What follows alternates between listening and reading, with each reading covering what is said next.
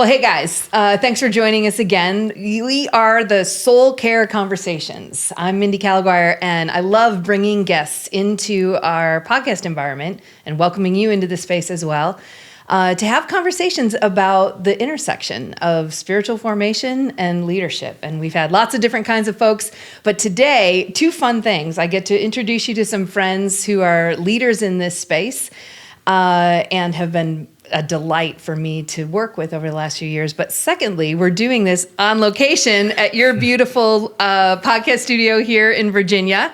This is the leadership, two of the leaders at ECFA, the Evangelical Council for Financial Accountability. And you're going to learn more about what that is. If you're not familiar with ECFA, many of you would know the seal, the blue seal of trust. Yep. That is a very important part of many organizations' credentialing for being trustworthy to receive funds. We'll learn more about that, but there's way more to the trust that we'll learn about today. But Jake Lapp, you are, what is your exact title here? Yeah, Mindy, so great to be here. Thanks. Oh, you're delighted. Senior Vice President of Member Accountability. It's kind of a mouthful. But you carry it with great lightness of being and a lot of, and we'll learn more about maybe what that means in a minute. And Michael, you are the CEO and president here and have been leading.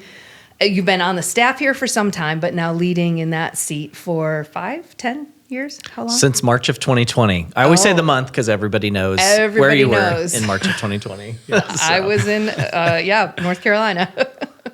So you've been leading. And you guys, maybe since many people are aware of what the ministry of ECFA is all about, but I've been learning more about it since partnering with you guys, and especially sort of the history and genesis, origin of it. Michael, could you maybe explain a little bit about the history so people would have a sense of what this is? Yeah, sure. Well, once you get past the mouthful of the Evangelical Council for Financial Accountability, and we often say ECFA, really a ministry with such a rich history, legacy, service to the body of Christ. You said it earlier kindly in the introduction that you made, but it's really become known we're coming up on 50 years in ministry. That's amazing. Which is an exciting milestone to think about celebrating soon. But over these last 50 years, really become like a gold standard for the Christian donor community. Without question.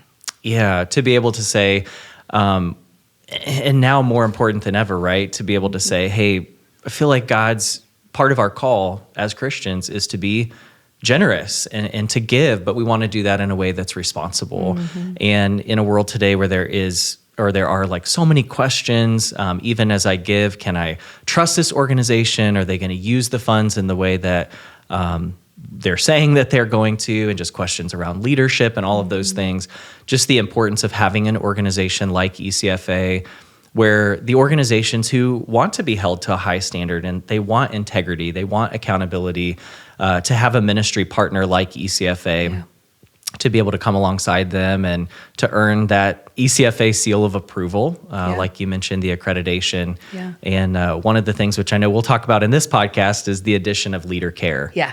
As part of that. Yeah. Well, we'll definitely get there. But maybe tell us a little bit more about, I found it fascinating to know the history. And in your website, you even call it like that our nation was facing a crisis of confidence in Christian organizations. Can you guys maybe say a little bit more about that? I don't know who of you likes to tell the history more, but... I think we both do, but Jake, I'll let you jump in. Okay, Yeah, so ECFA was founded in the late 70s.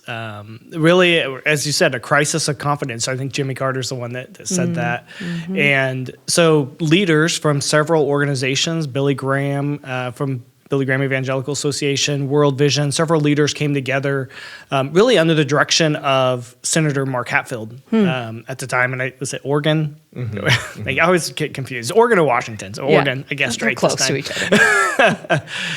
It kind of came and said, hey, if you guys really need to come together and do something. If you don't, the government may create something and have additional oversight. And so the leaders came together, and I think the story goes is on a snowy February in Chicago, if I remember right, kind of came together and formed ECFA at that time, and just over 100 charter members in the late 70s, and now we're nearly 2,700 accredited churches and ministries throughout the U.S. I love that. And, it really has become the thing that donors look to know, is this organization meeting that standard of accountability for what are some of the topics? It's board governance, independent governance, it's theology to some extent, it's fundraising strategies, financial oversight. Mm-hmm. And so it is no small thing for an organization to merit that badge, right? Yeah. So it's a long process, and you oversee the member accountability. So you get involved as somebody's becoming a member, and as they maybe have that called into question if there's some issues that come up. And I've talked to you about this. It's like not a fun phone call. Hey, we need to talk. We need to talk. That's certainly part of accountability. Right. But how it's done. How it's done. And that is a distinctive. I think that's an ECFA. important thing about how there are other organizations that seek to acknowledge merit in the trustworthiness of an organization, of a ministry. And you're distinctive in a couple ways, right? What are some of the ways that you are distinctive? Yeah, well, here's where I guess I'm getting into Jake's space a little bit too, because this is so much of the work that he does, but really in a redemptive spirit. Right? We do believe that that's the posture of what ECFA is called to. And like you mentioned, and there's other groups even that are outside of a faith space. And so we would understand that's not their goal, their posture. But for ECFA, it's to say, we want to help organizations we're here to help build up the church, right? Yeah. And not to tear it down. So when organizations are either making application to ECFA, I mean, sometimes there's even an intimidation factor of saying oh, well, I know, and they can list, the household names in Christian ministry that are part of ECFA. They sort of see them out there as wow, they're light years ahead of maybe where our small ministry is.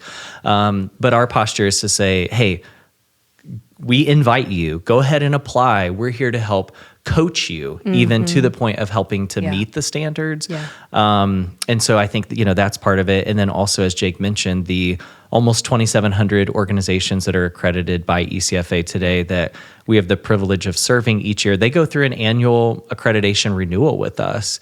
And, part of that process is to help identify, are there any areas where there are misses? Are there things where we need to check back on the commitment to the standards that organizations are adhering to? So we're here throughout the year for those organizations too, to kind of help call them back to a higher standard. Well, and knowing both of you, as I have we've worked together now for, almost 3 years now, maybe 3.5 since I first started interacting by email around this leader care initiative. I can't believe that people would be intimidated. You guys have been so gracious, grace-giving, and to hear you talk with such affection and respect for the members that you have. And what does it mean to listen deeply to what our members are concerned about, to what they're facing? You have great empathy and awareness of what they're going through. It's just been really wonderful to have a bit of a front row seat to the way you shepherd this community, and God willing, a growing community of organizations that want to be known and be open about where they're at, so that that trustworthiness can continue to spread. I'm glad that you said that, because I think we'd be remiss too if we didn't say we just serve incredible organizations, right? I mean, they're coming to us. It's voluntary. In the case of ECFA, they're stepping up to hold themselves accountable to these standards. And so we serve some of the greatest organizations. And what really motivates us too at the end of the day is it is a shared mission, right? In this belief that accountability helps accelerate the gospel. That's where ECFA's heart is. That's why our members come to us. And so anyway, we have a great privilege here of serving these organizations and for a cause that's so important. Well, in getting to know both of you and then a lot of the team, it's I get the sense that this is an organization that's on mission for the kingdom. This is using the gifts that you all have, which is a really unique set of gifting for what is needed in the body of Christ. This is for the gospel. This is for the purposes of evangelism and discipleship and seeing the kingdom come. So anyway, yeah, and even in the midst of those hard discussions, Yeah. I think God calls us to have hard discussions. And just thinking back through scenarios that we have worked with members, and I'm usually the first call. I'm the one that picks up the phone and has that conversation. And so many times there's a sigh of relief, but also of thanksgiving that we would have that ability, and that we would be living out the mission that we were called to do of enhancing trust and reaching out and saying, hey, someone's concerned and that you may have fell short according to one of the standards. And most of the time it's a thankfulness of we want to be held accountable. Like we would never want that to happen with our donors or with the public. Yeah. And so it's always encouraging to have those hard discussions, because usually even in the midst of a tough situation, we all come out stronger. Well, we'll talk about leader care in a minute, but related, kind of just jumping a little bit in anticipation toward that, our organization, we end up talking to people who are serving and leading all over the world in all different kinds of contexts. And in doing some of the interviews we've done with them, we've heard people say, you're the first person that's called to ask how I'm doing. And so even if it's a reason that might feel a little bit like, ooh, I have to follow up on this and see how, you're actually calling them. Of course they're thankful. They're grateful. Many of us are sort of struggling and gritting it out in isolation. And you're providing relational connection, support, encouragement. I mean, it's just equipping. You guys have tons of resources and equipping resources. It's just beautiful, beautiful to see what you're doing. And I can imagine that people would be grateful to have someone call and say, hey, how are you doing? What's going on? Can we chat? I'd love to hear more. So I know that's your spirit. So, all right. So leader care, where shall we begin?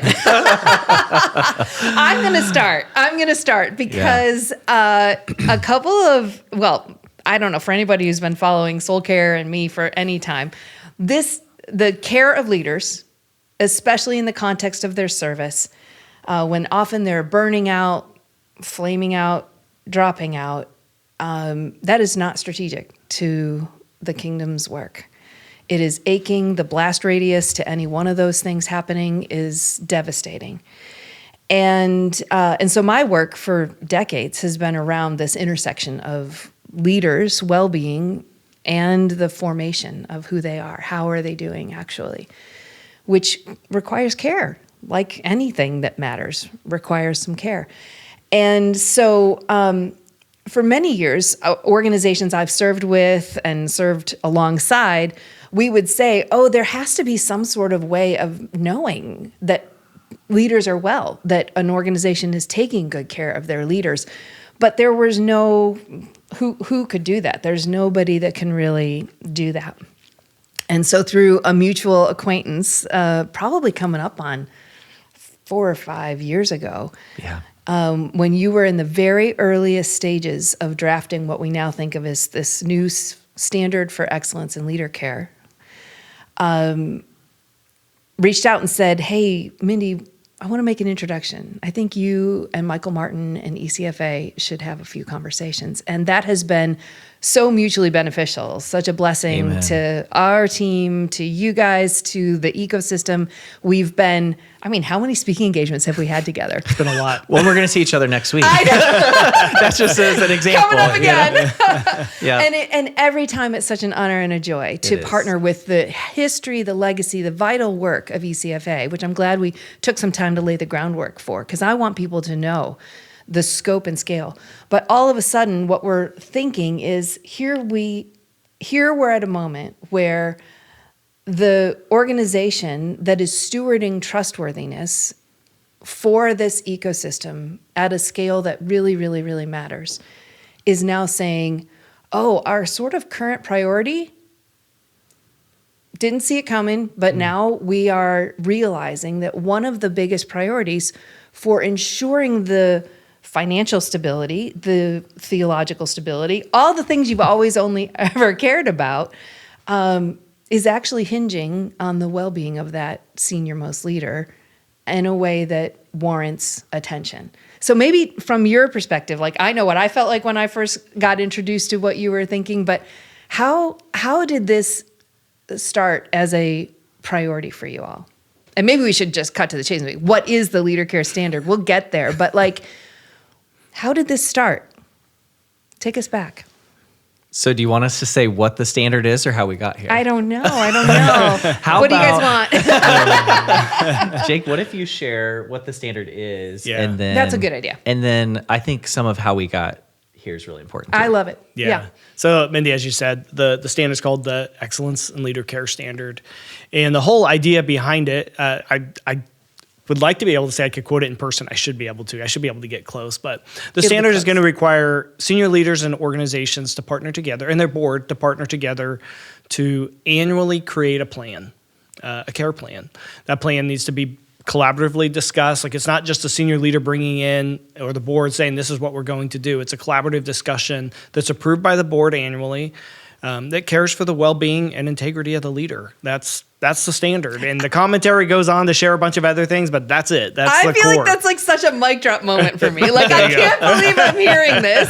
I've been working with you guys for years. Everyone, there are many, many other leaders are actively involved in supporting this with you. But say it again. Jake, say it again. What is the thing that you're putting in place? It's creating a care plan that leaders at the end of the day will have a care plan in place. They're being held accountable to by their boards to care for their well-being. This is, and I know you've had lots of conversations about like what altitude should we be, is it nothing more than, hey, annually we think you should think about leader care? Or is it, really deep in the weeds, like this, it needs to have this much of 15 of that and 12 of these and really specific, or it's the whole staff. And you really debated and debated and debated. You'll get into this a little bit, but like, here's the requirement. Yeah. Annually, a leader, the board, organization come together with a plan for the holistic care of that leader, because so much is at stake with that. And anyway, so I'm just thrilled. Maybe we'll go back to some of the research you found about. I remember where I was when I answered all those questions, because I was serving as a board chair at that time and got your email. That would have been in December of 2021. That's right. That's a long time ago. And here we are. And here we are. All right. So Almost now 7 maybe years tell later. us some of the history, Michael. How did this come about? Yeah, so I'm excited to talk about that. I did think of one other thing though, as great as like the simplicity of that statement of the standard is. Maybe Jake, it'd be helpful to, because this became an important part of the process for us with the standard, is maybe just share too what the commentary to a standard is, and also like within that there are some examples and things of that nature. Because I think some people listening may say like, oh wow, like that sounds like a nice statement, but is there any guidance for Oh me? yeah, and we that's can good. also attach like all kinds of notes and things like that into the end of this podcast. So we'll resource people. But Yeah. Well, the commentary, so each ECFA standard, Michael, as you mentioned, has a commentary behind it. ECFA is very critical in saying our standards are rooted in biblical principles. So the commentary is what kind of draws that out a little bit of like, what are those biblical principles that support this idea of excellence in leader care? Brilliant. So the standard that we have kind of is walks through, like, what's the top leader's responsibility? What's the board's responsibility? Why is this important? And then we've actually, because what we heard from leaders as we went through a almost 2-year listening, but longer than 2 years, but an active listening phase, was we don't even know where to start. And so the commentary has several elements. Yeah, I hear that all the time Yeah. from leaders. And it's like, does that mean it's a huge thing? Is it, and Mindy, you and I have had a lot of conversation around growing into compliance with the standard. So we're not prescriptive. The standard is very clear to just talk about, we're not prescriptive in the way that your care plan needs to be done. It could be a formal separate plan. It could be a resolution in the board minutes. It could have 5 things. It could have 1 thing. It could have 25 things. But I probably wouldn't suggest 25. Let's be realistic. Comes to check the box at that point. But we provide 10 to 12 just elements of leader care that are really not requirements again, but suggestions. Yeah. Things like, are you going and getting an annual physical? Are you home more nights than you're away during the course of the year? All things that we think leaders struggle with. And I love that we pulled all of these elements out of a resource that was created even before leader care came onto the scene. It's like the which is- breadcrumbs. It was. Yeah. God Well, was like, I it's- see you. It's been elevating as a priority for some time. Right. And I think that it's no surprise that it was on your radar before it became formally introduced. These became things that the ecosystem is talking about, people are struggling with. We don't have language for. Am I just lazy if I take care of myself? There's people who are struggling in my ministry. How can I go take time for myself when those are the needs in front of me or in front of my team or whatever? So these are not simple or easy things. It's very easy and for the most part was left undone for a long time.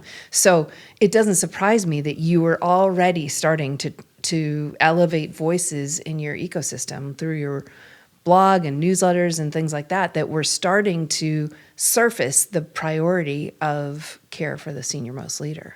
So anyway, I love that. Yeah, thanks for there sharing were on the breadcrumbs. commentary. Yeah, that was good. Yeah. Couldn't miss that. Yeah. Yeah. So, I mean, how we got here. Yeah. Wow. Okay. I think of how, like, in the scripture, it talks about there being appointed times and, like, just a confluence of a lot of different things that are happening. And Mindy, you mentioned that. And even as the work that you're doing and other organizations in soul care kind of out there doing so much care for leaders, pioneering and all those things. It's just amazing too that at the same time, like you said, ECFA was like over here and doing all of these different things, but here we are, and it's probably as a result of like prayers, honestly, Yes. From you, but also what we were hearing From all of us. Yeah, from all of us. I guess one way to answer the question would be to say, like, yes, ECFA has a rich legacy and a history, and Jake, you know this too, but just like the brilliance of and how God led the founders of ECFA to have those initial standards. I mean, in the areas of doctrine and governance as well as, hey, these are things that are foundational to all the other things that ECFA cares about in terms of financial accountability and fundraising and all of those different pieces. But I guess one way of saying it is, we went all these years too without any standard that related to leadership, which in a way kind of feels like a miss, or it's a missed opportunity, right? In that, this was something we heard too from so many of our member organizations as we were talking about this, just the early ideas and discernment around, should there be a standard in this space? As we heard from so many of them, it's kind of that common saying, like, as the leader goes, so goes the organization. And so I can think of Jake and a lot of our compliance work over the years. I mean, we'd often say, if there's a scandal or a miss, something that happens, a blow up in an organization, so many times it can be traced back to there was a breakdown in governance. People will say, like, well, where was the board? Right. In these kinds of situations. But the same thing is true too. I mean, you can make a lot of trace back to leadership. Leader health. Yeah, in those situations. Yep. So it's hard to imagine an environment where there's a strong commitment to financial accountability, transparency, ethics, and fundraising, and all those things, without there also being healthy leadership. It makes so much sense. It feels very much in line with the heart and action that the organization has been committed to for these many decades. I do remember where I was sitting in my little dream shed at Whisper Ranch as I was facilitating a retreat for the executive team of a large church in our area, who the pastor said, I can't make my team care for their souls, but I can make them have a plan. That's what he said. He said, Mindy, would you help us make a plan? I was like, I'd be delighted. So their executive team came literally on December 20th, 5 days before Christmas. What executive team of a church is taking a day retreat 5 days before Christmas? Loved them already. They are bold leaders. So they're sitting in the dream shed they are literally working on creating a plan, a leader care plan for themselves. A soul care plan is what they called it. And looking at those different dimensions of flourishing and trying to understand, what would this look like? How could I, the processes that we're still talking about today is what they were working on in the little shed, the one that burned in the fires. But as they are working on some of their assignments to do this, I get an email from ECFA. Now, what organization is emailing on December 20th? Well, thank goodness you are, because you were doing a poll to all board chairs, I believe. Board chairs and senior CEOs leaders. or senior pastors. Okay. So as a board chair, I get this email. I didn't even know I was on your mailing list. I'm like, how do they know who I am? The ECFA found me. I love it. So I'm in this on this email, and this. I mean, it was like 4 questions long. Survey to board chairs and senior leaders. Now, so I'm with these leaders right now, but the reason I'm in it is because I'm the leader of a board of a different organization. That, of course, I still lead an organization called Soul Care. Like, everyone knows that I care about this, but when you're the board chair, you're not like running in there making everybody do soul care. It's not your role as a board chair. So I'm the board chair over here being asked questions about this organization. Question number 1. Does the senior leader of your first question is, do you think if there were any sort of difficulty with your senior leader that it would impact giving at your church? Trust. Yep, Yeah. trust and giving.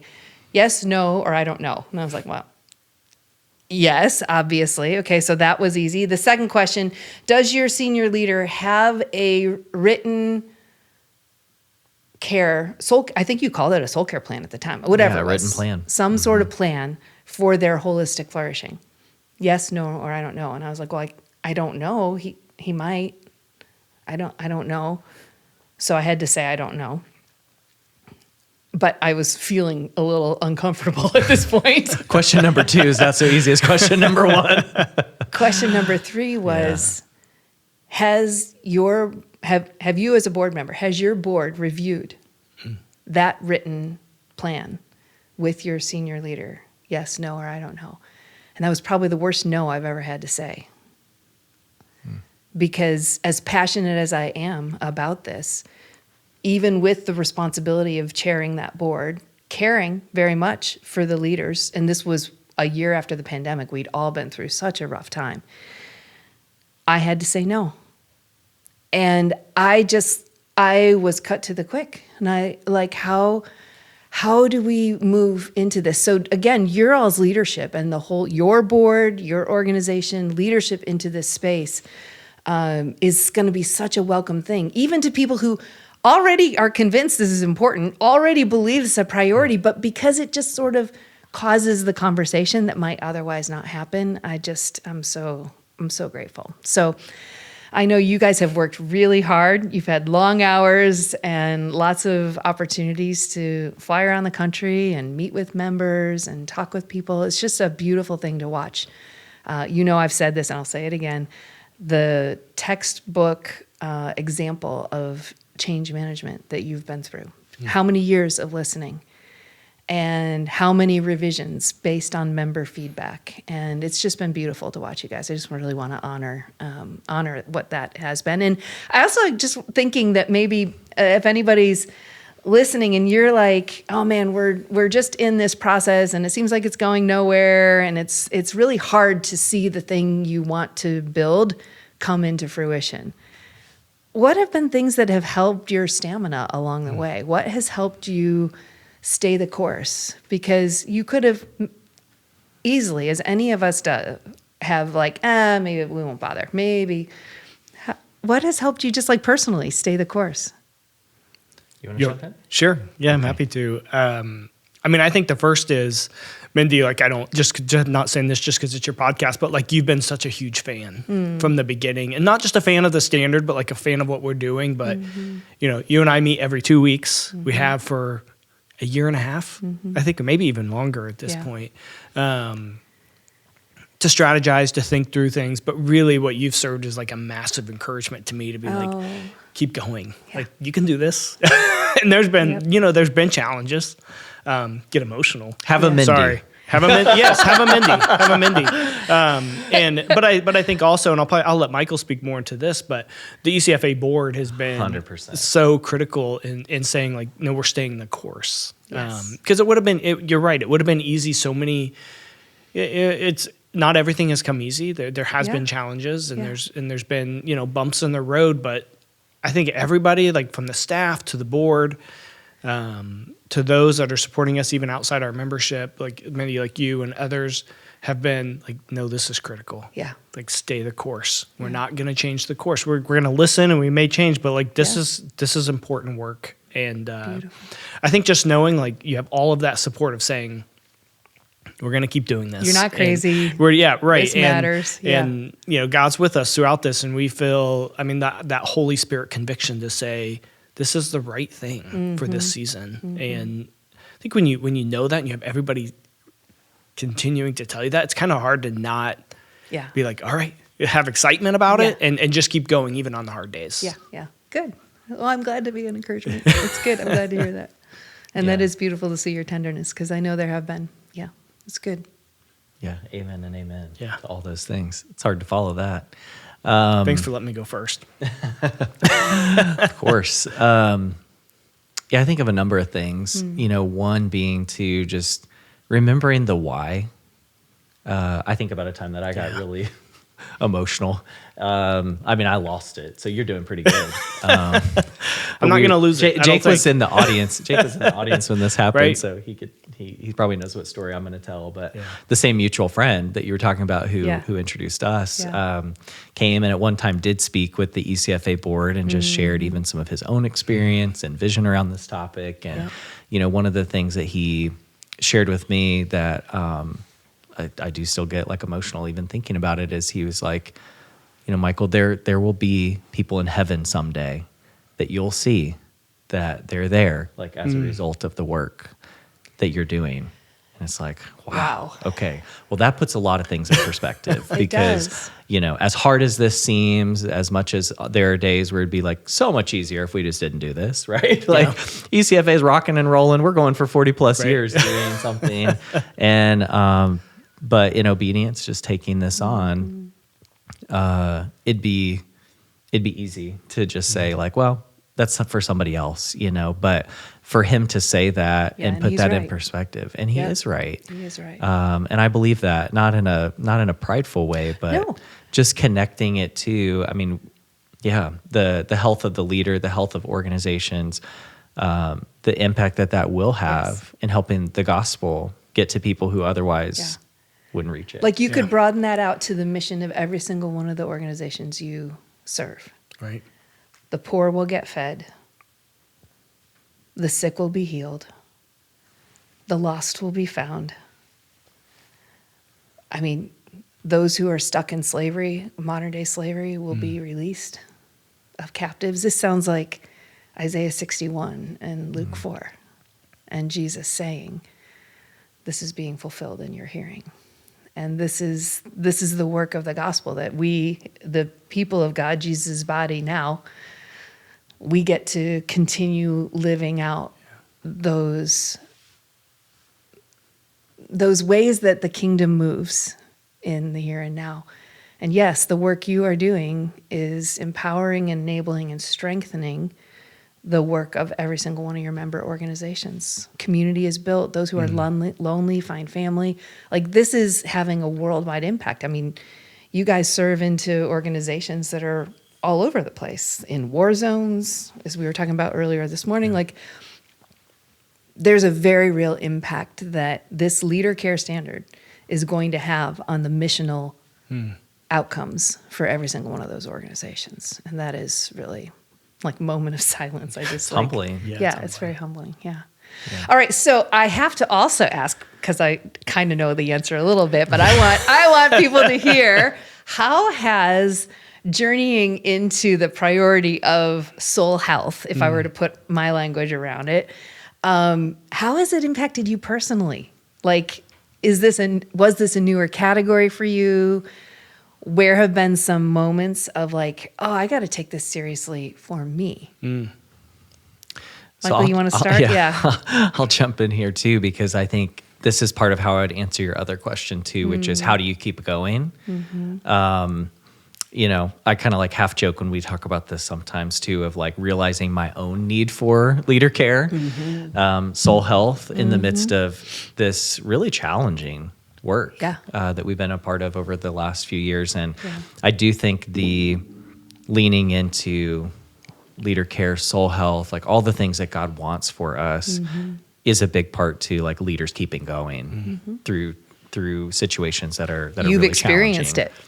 That's exactly right. Yep. So yeah, that's another one of those moments in the journey that I'll never forget is, the phone call that I made to Mindy at a particularly challenging time. We're probably like halfway through the process where it's like, at the beginning, there's so much enthusiasm and excitement and it's like any project. Everybody's cheering. Yes. But then there's a messy middle. Yes. There is a messy middle. And, there was a point where it was a little bit like, where are we going to go with this? What are we going to do? We have some unanswered questions. Yeah. And I think for me, just the accumulation of years being into this, not only that, but also it's like you have the years of your other service with the ministry, or the go of like, even for me before coming to ECFA, I mean, I came here straight out of law school, and it's like you go back through all these things where you just go and you go and you go and you go and go until all of a sudden you can't. And so I just remember kind of hitting that own place, like for me in that. And but I think what was such a grace, and I am thankful for, is that at the same time experiencing that here we are, like we're helping these other organizations implement leader care. And so the ECFA board is doing these things even for us. And so I think I had that saving grace of, an ECFA committee on the president, a board that's kind of walking through those steps of care for me, friends like you that I could call. And so anyway, we can go into that at whatever level you want. I remember that phone call very well. And I was so delighted that you were able to put words to what was hard. Because a lot of times when we're in one of those places, it can feel like I can't just keep using the gears I've been using before because something's harder or different. And as leaders, that's a very uncomfortable place to be. And we certainly don't want to be calling anybody and saying it, that's how I'm feeling. But I was glad you felt comfortable enough. And I think that's sort of a disruption that we might be feeling, and we might want to just pretend isn't there or ignore it or whatever, to push through and go, yeah, this is how I'm actually feeling right now. This is a little uncomfortable. And then to be met with, and you had already been doing so much work in this theme as your job, but now this was your soul. I know, I was going to say, it may be especially hard to make that call when you're like, oh yeah, we're supposed to be here caring for other people, and we're doing the standard for everyone else. But that's exactly what every humbling. ministry leader feels. And Yeah. I was on the other end at the one time trying to be, attentive and attuned to what you were saying. But at the same time, I was like, oh my gosh, of course. So glad this is happening Of to course. you. I didn't say it I didn't quite say it that way. I know that would never be your spirit, but you're probably like, isn't that just like God? I did feel that, because it's like here you were, not just from a place of logic and reason, advocating for this. You are now from a place of empathy. Oh, this is what it feels like when you are committed to your mission, you're passionate about your mission, you're contending between your team, your board, your family, all these different areas of pressure and love and delight and joy, and then trying to say, what do I do right now when this feels a little harder than I know that I can just barrel through the way I did law school in the first 5 years of my career, or 10 years or 15 years or 20 years, however long somebody's been running and hasn't really been able to stop. And I remember you were going to take a day retreat for a while, and you're like, what do I do? What do I do on a day retreat? You have a guide for that? Exactly, which everyone asks. And that's like fine. But it was just such a joy to journey with you through that. It felt like you were really open. Like you said, do you have a guide for that? Like, oh, I think I can tell this is something I need. Yeah. Well, and I'll say too, I just think like outside of my own salvation experience, it's been the most meaningful, I don't know what to call it, like an experience or just a revelation of God and his love.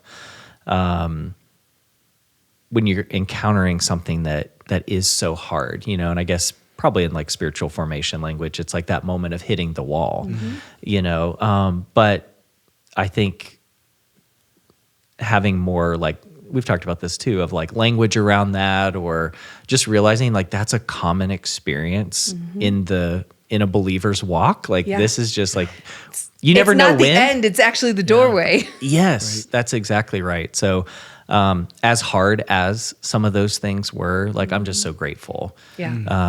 that in thanks. God's grace, He Yeah. allowed me to experience that. Yeah. Well, thanks for being willing to share it too, because I know for anyone who's maybe listening, it's like that's the story we find ourselves in, where we're at a limit, and yet we think it's the end, or we can't see a way forward. And in fact, whether you call it a wall or whatever else, those are all great metaphors for that moment or season. It can actually become the pathway that opens up a whole new way of being with God, a whole new way of partnering with God in the work that we're doing. And that's just what I feel like you've been doing. No, I think that's exactly right, because then it's so informative too. Like, if you use that experience to then say, okay, God, like I want to do some soul searching here. And yes, like, what I'm walking through may be challenging. There's so many external factors of, like, things I can't control. I can't control. Are we going to have a standard? Are we not going to have a standard? What's it going to look like? Is everyone going to be happy with it? I mean, there's so many things that we cannot control. But I think in all that, I guess I came to a place of saying, like, okay, but what am I bringing into this that are things that God needs to heal? Like, what does He need to work on in me? Yeah. And we all have those things. It's All our, of us. personality, formation, Yep. Family of origin, family of all origin the different stuff. things. Yeah. That's exactly right. But I'm grateful to have had that experience, because now moving forward, I mean, this is just such a part of my faith walk, and to know, like, it's like the scriptures say, like, in our weakness, like, that's where His strength is made perfect.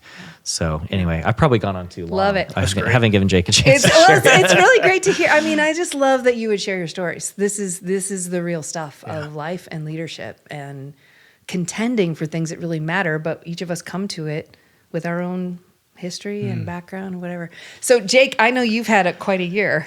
Yeah. how Well, it's has- past a year now, so that's good. Is it really? That's true. Was it this month last year? It was January. It was a year ago. January. All Yeah. right. Well, maybe share a little bit about that story. Sure. If you would. Yeah, no, I'm happy to. And, I'll even go back a little farther. Michael, you've been walking through the leader care from the beginning, October of 2020, right? When when it all those started. discussions started. I really came on, I've been at ECFA through this season, through that entire season, but came on to the team really to focus on leader care at the end of 2023. Remember Michael coming and having that discussion. And I was like, that sounds great. Yes, but by the way, I'm going to be gone 8 weeks because I'm having a baby. So, well, I'm not, that's but my right. wife is. And I think we understood that part. You're having a baby. But it was like I said yes to this massive project and massive responsibility, but then immediately stepped away. And I think that was it was like a weird start because you've known me long enough. I'm a CPA. And I'm a checkbox guy. If you look at my strengths, it's all achiever, responsibility, command. Like they all sound ones that could all be really, really good or really, really bad at the same time. And so They're really, really good in you, Jake. but they can turn into a weakness really quick. And so I think I started out that journey by stepping back and first helping kind of set the stage for the work that needed to be done by the team in order to launch the standard in 2024, but was absent for a significant period of time, which was weird, but also probably really growing for me to be I can't do it. I'm stepping out, and I didn't open my computer for 8 weeks. I just was I'm done. It's going away. We wouldn't have let him open his computer. Yeah, that's true. Good. But then fast forward a year. So we had rolled out the standard, right? We had walked through the listening process. We're in the vision process. We'd rewritten it, gotten it approved by the board in October of 2024. Yeah. And then in January, you hit a wall. I hit a car. Well, I got hit by a car. It was a bad hit. It was. And I'm not going to lose it. But it was trying. It's all welcome. I remember 1 week after. Yeah. So I was T-boned, for those that are wondering what happened. I was T-boned. We all walked away, which was great. Had to go to the ER for some things, but came back to work the following Monday. I took one day off. I took Friday off to try to figure out what I needed to do. But then a week later, I hit that wall physically. Not burnt out, not in the way that like the leader care, some of those pieces. But I hit that like Yeah. physical. You did. I was on the phone with you, I remember this. and I couldn't recall staff's names. Yeah. I just realized, like, okay, something's wrong here. And had to step away in the midst of a really busy time. Yeah. And for someone like me, where it's like, at the end of the day, it was all concussion. It Yeah. was Yeah. those pieces physically. I could do anything I needed to do physically, but it was like challenging for me to be like, okay, the thing I rely on most is failing on all fronts. Oh my gosh. And so, it was a long journey. It was, I had to cancel trips. I had to not come to work. I had to step back into work because I just couldn't be behind a computer. I couldn't really engage in conversations for very long. No. I think I was on the phone with you. I think you guys were on my first call where I started engaging again. And it was tough to just sit there and realize, like, I can't keep up. Like, everything I've done, I'm a very fast mover. Michael knows that. Yep. Like, you give me a task, I pride myself in moving it. And I couldn't. Yeah. And so weeks and weeks of physical therapy and all of those pieces to kind of get back to where I am today. Yeah. There are still things that I struggle with, to be honest, a year later. Don't ask me to do a burpee for a lot of I reasons. think they shouldn't be done. I don't know. Not on this podcast. For a lot of reasons, but it really helped me understand there are seasons when I had nothing else but to rely on God through that season of like, okay, help me every step. And I'm reminded of Paul David Tripp quote in his New Morning Mercies devotional. Yeah. And this is, and one of the things that kept like coming at me, it's the January 14th devotional, if you want to go back and look at it. And the top line is, don't be discouraged today, because you can leave your what ifs and if onlys in the hands of your creator. Mm-hmm. It was like, whoa. Yeah. And that's kind of like every day of leave it in the hands of the creator. Yeah. Because I can't do it. Because what if this and what if that? Yeah. And if only I had done that, or if only this. Right. None of those things we can't handle them humanly, but we can put them in the hands of the creator. Jake, I think your tears are very tender to all of us. I told myself I wasn't going to cry, but here I am. As the staff would attune, I am the staff crier. You are not. There may be a couple of us that kind of hold that. I love that. I love it. But it's from the heart. Yeah. It is. Yeah. And this is the reality of when we hit those disruptions in our life, or a car hits us, or whatever it is, and it puts us unexpectedly on a path we hadn't expected. Yeah. And we need permission to step away. We need new language maybe to describe what's going on. Like even the words you said, the thing I've trusted my whole life, I can't trust it right now. It's scary. It's terrifying. Yeah. And you don't know if it'll get better. You can't remember, like you kind of remember that I didn't used to always be this way, but now you're in this in between. And to just trust a process, a pathway, trust the medical advisors, trust your team, trust God. Yeah. That it's like a T-boning not only of your life, as significant as that is, but this whole project. Like where is it going? How is this going to happen? And it's in the Lord's hands. It is. And I commend you. I know that was hard. It was hard to step back. And you did. You did. This is, I often say, I think, podcast people, smart people around the world are saying, we do hard things. Like, that's a good thing. We should do hard things. Sometimes the hardest things for leaders to do is to rest.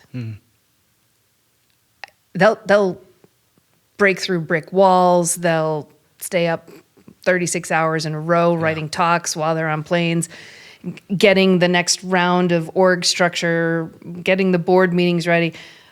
We know how to do that kind of hard thing, but I think for many leaders, and maybe some of those who are listening right now, one of the hardest things is to step back, to honor the limits that might be in a season of a new baby in the house, or the season of being unwell, and there's just nothing you can do about it. And how do you honor those limits, live within them, and trust God that that's going to be what he will do, what he's going to do.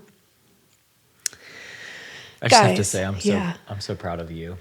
Thanks. And just the leader care standard would not be if you hadn't stepped in the season that you did. And just as your friend, watching God do a work in you, and Jake's always been awesome. Don't make me cry again. Oh, go for it.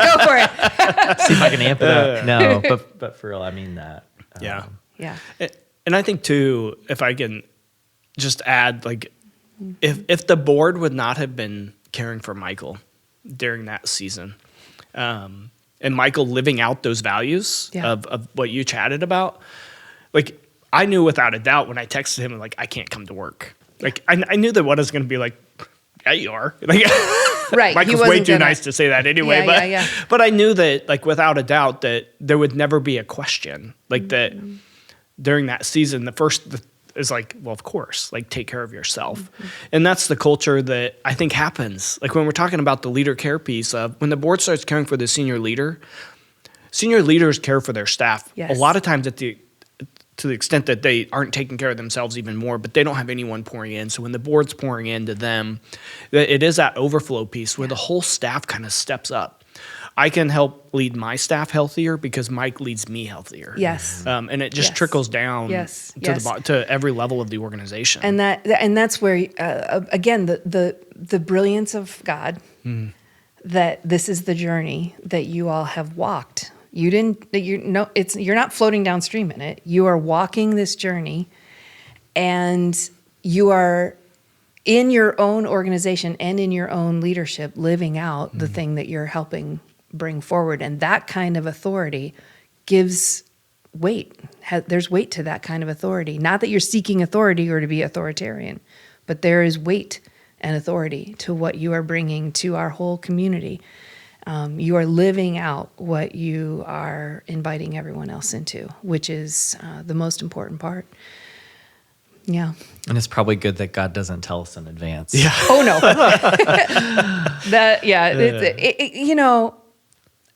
I'd like to think I would be more responsive, but I don't think any of us would exactly sign up for what we end up signing up for. But He's gracious to give us what we need at the right time.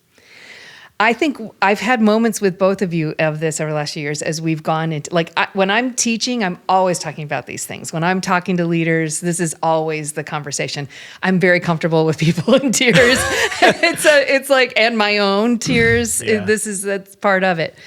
But both of you have said to me at times, you're an attorney and a CPA, right? You got both of them going on, right? And I don't know what's wrong with me. I think it's lovely because this is the diversity in the body of Christ. There's so many different skill sets, so many different strengths. But both of you ended up in very pastoral moments as you were bringing this message of leader care around different people. And I think it was you mostly going what am I doing? I'm supposed to be with numbers. What am I doing now? I think as a final reflection, I would just love for both of you to kind of weigh in on how has it been for you to hold these sacred spaces? Maybe one room or one conversation would come to mind where, yes, you're very comfortable with the law and the numbers and all those things, but you've been moving in the realm of leaders' souls as an advocate for leader health, for leader care. For over the last little bit. Maybe, I don't know who wants to start it, but do you have one conversation or one memory of when you're standing there going, wait, why am I doing this? Probably every time I get up to talk about the subject. It's just so refreshing. You're wait, I'm doing a message. I'm doing a sermon. What is going on? Yeah. For me, I think it's very odd. Sometimes we were talking yesterday, Mindy, as we were recording some videos about the vocational aspect of human flourishing, of what would God have for me in this season, or what would be my next contribution. And I keep I always think about that. I came here thinking to ECFA, doing one thing and transitioned and still doing the same a lot of the same. But then this idea of leader care, and I think for me, I finally realized like it probably was more for me than it was for like any of the work that we're doing external at times, right? And so much of what I've shared, but like, so as a CPA, I like to read nerdy CPA stuff. And this leader care issue is like a huge, in so many industries, but in the CPA world, like this is a big deal. And I know I've shared you the story of, I remember I called you with a picture of the name tag workaholic at a conference that I was at.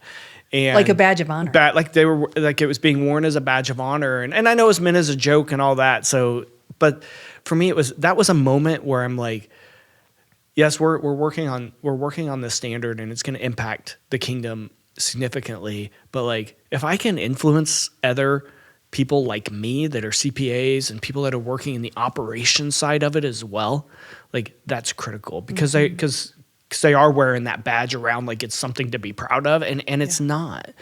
And I think I wore that badge as well in my previous roles of like, if I'm busy, then I'm needed. And stepping away and like, well, busyness is not a good thing all the time. And so I don't know if that answers your question, but for me, that was like a moment where I'm like, this is why we're doing it. It's not just senior leaders, it's the whole organization. But it's for me, it became personal of it's other CPAs that are struggling in the same thing because we're wired in a way that we just can't let go.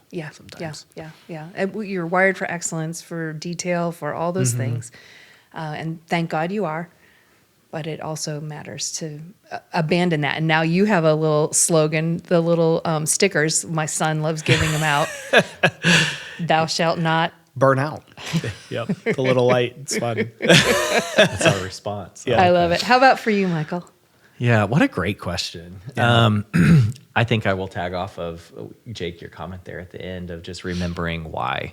Remembering ultimately why it is we're doing what we're doing. And yes, there is like an accounting piece of it. There's like a legal compliance piece of it. There's all those things that are important to ECFA. But ultimately, at the end of the day, it's like it all does come down to people and souls, right? And so I think that's just a huge part of it. But maybe like kind of on a lighter note, something just kind of funny is like thinking about leaning into being in more of a pastoral space. So you're talking about the training that I would receive as an attorney and all those things. And it's like, boy, they drill into you preparation, right? It's like, don't come to court without like everything prepared. And, any good attorney is going to like dot the I's, cross the T's, like, and all that's really important. Right. We're glad you do. Yeah. But like, what a shift, right? Whenever you're going into maybe a talk around leader care and some of these different pieces. And you've just encouraged me to there's a good piece to preparation, but then also in moments like God calls us to speak from the heart. And we need to rely on the Holy Spirit in times. And so I think about one event, we were joking about this even the other day, of how you were in the room and it was like a board governance workshop. Also for donors who, she knows exactly which story I'm talking about. This is a good story. And so like I get there and, the night before I'm talking with the host and it's like, what do you want the style of this to be and all that? And he's like, it's just like real conversational. Well, funny thing is, of course, like I came in and I was prepared. Like I had all the things that I was planning to say. And then I realized like, that's not what this moment calls for. And God just did something really cool. And another speaker who was on the panel, and we had this interesting like historical connection and things. And anyway, so as he's up there sharing, I realized like, I just need to throw my notes out the window. Like this isn't really relevant or like what God's calling for in this moment. So, I get up there and I share, and I think 20 minutes or 30 minutes or something went by. And we were talking about this yesterday. I was like, it felt like 3 minutes. And so then you just get done, and I walk back to the table and I'm like, Mindy, did any of that make sense? Like, I kind of don't even know what I said. But like God really used it in powerful ways. It was powerful. Your words were very powerful from the heart. Exactly. Yeah. Yeah. So anyway, you were ready it's been and a prepared. stretch. Ready and prepared. You were ready and prepared. All right. Well, guys, I want to thank you on so many levels. Thank you for joining me for this. Thank you for letting us do a soul care podcast in your podcast studio. Congratulations on your podcast, by the way. Oh, thank you. Exciting. We're excited about it. Yeah, we're excited about it. And I just am so delighted to bring you into the relationships that I've been so honored, privileged to have with so many people in so many places, including these amazing humans. And I hope you found something in your own story that connects with maybe staying the course when you're leading through a hard season, or the need for rest, or accepting limitations when your life brings them upon you, and knowing that you can trust God with whatever He's given you to care about, but it's ultimately in His hands. So thanks for joining us again, and we'll see you next time. Thank you both. Oh, to learn more about ECFA, go to ecfa.org, and they have a fabulous Instagram. The whole team is hilarious. They have so many fun things and really important, meaningful things. But be sure to find them on Instagram. And any other things you'd like to let people know about how they can learn more about you guys? Maybe also just the leader care page. So same website, but great. ecfa.org/leadercare. Yeah. And you'll see the standard, all those things that we've talked about, the resources. And Mindy, you and Soul Care have just been so helpful too in equipping us with resources. Yeah. So And more to come. More to come. Yeah, we're Thanks, excited Mindy. about it. Thanks for joining us. Take care.